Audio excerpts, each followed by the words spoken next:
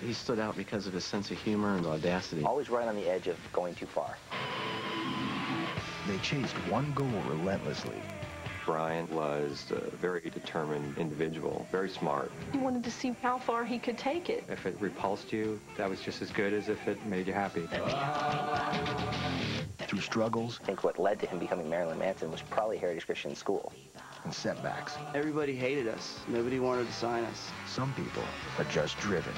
Someday I want to grow up to be a rock star. A quiet kid who didn't fit in reinvents himself as America's most feared shock rocker. He was just a normal, sweet child. I'm going to punch you in the teeth. There would be nudity. Girls in cages. You know, he cut himself open pretty good sometimes.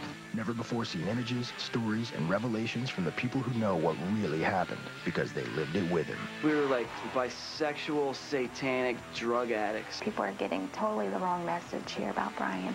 This is Driven, Marilyn Manson.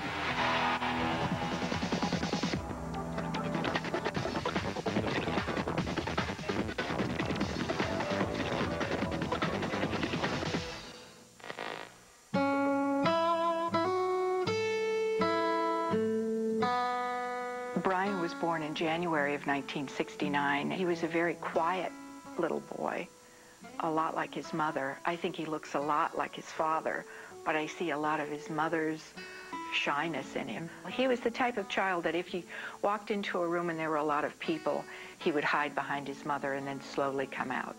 If someone had said to me that one of these children is going to be a famous rock star, Brian would have been the last one I would have chosen. Ladies and gentlemen, Marilyn Manson!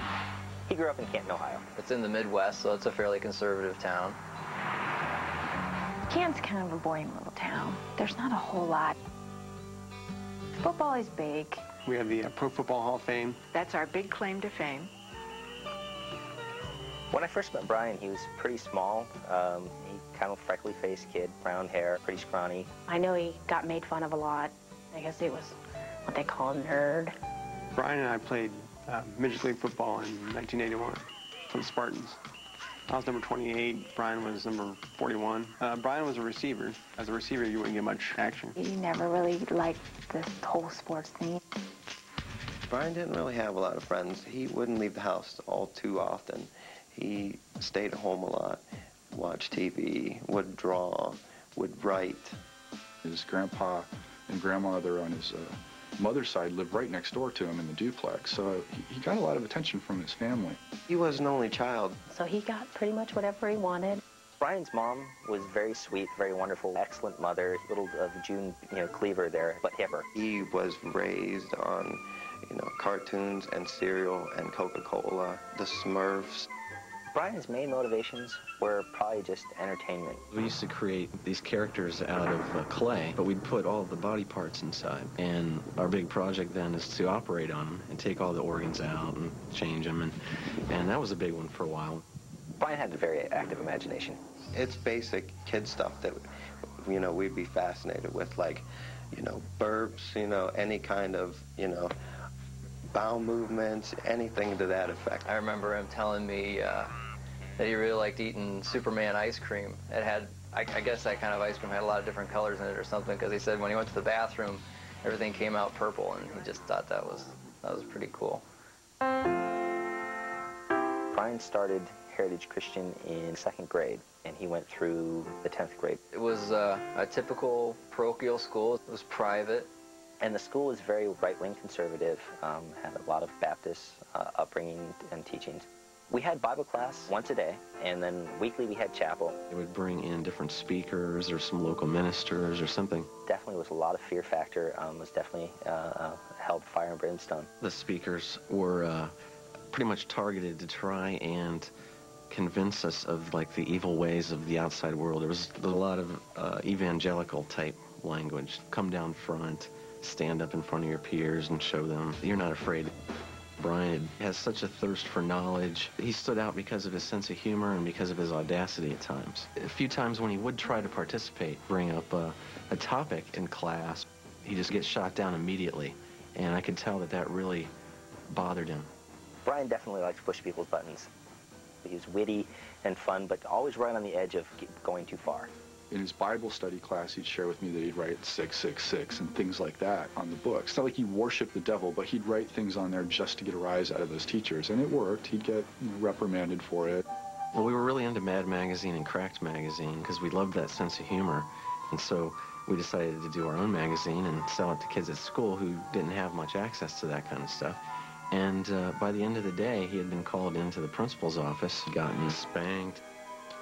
He'd never second-guess himself, just incredibly driven as far as if there's something he wants to do, he goes after it. Brian was never into anything halfway. He pushes everything he can to the limit. Dungeons & Dragons was definitely Brian's biggest interest.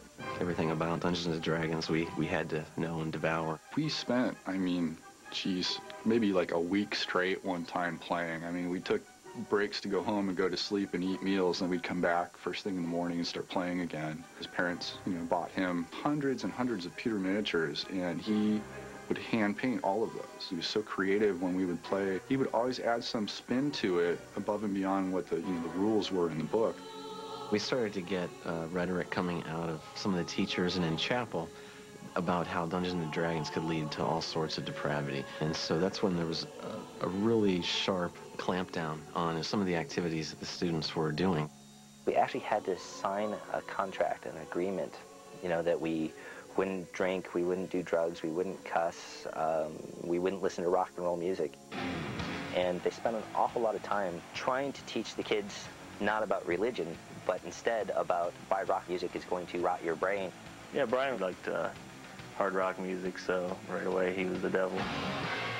We listened to a lot of the larger-than-life bands at that time. Ozzy Osbourne, Black Sabbath, and Judas Priest. He was a huge Kiss fan. His father and mother took him to concerts even. His dad even got dressed up with him a few times in all the makeup. He had every Kiss record, every Kiss makeup kit, radio, you name it. Brian would paint his face up like the members of Kiss and come to the house, and then he'd ask for himself. And we thought that he was one of the members of Kiss asking for him, like he was really important. He'd have the little blood capsule in his mouth and he'd break it, and he was really into that kind of thing. He seemed to draw energy from the dark side of the music. He drew an Iron Maiden album cover on the concrete wall in chalk. He had that above his bed. He had this big drawing there, this picture of this creature thing. A good artist. It was very detailed. It was creepy. Brian was so big on MTV when it first came out. He was the first kid on the block that had it. And I remember in particular a video of David Bowie's Ashes to Ashes that really had an effect on Brian.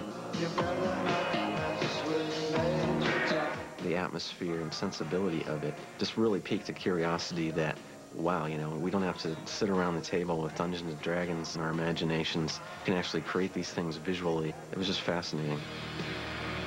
In about the 8th or 9th grade, we're getting more and more into our own imaginations, even more isolated from the people around us. They were all making decisions to make religion and Christianity a big part of their lives. If you wore your Bible on your sleeve, you got great grades. In this very restricted place, you were better off to kind of fake your existence than you were to show your real existence. Once he became aware that people were offended by a lot of the things he was interested in, it became more of a challenge. Brian tended to lash out against the hypocrisy that he saw there at the school. Our major goal at that time then was to find ways to get out of there. Coming up, Brian escapes from Heritage Christian, but his social nightmare continues in public school. I think Brian had trouble relating to the other kids because I think he was more intelligent. And later, a gig as a rock journalist fuels his appetite for music stardom. When he did an interview with Trent Reznor of Nine Inch Nails, his ultimate dream was to be Trent Reznor. But in his first performance, Marilyn succeeds only in scaring himself. He definitely had some major stage fright. Half the time he'd be in the back throwing up.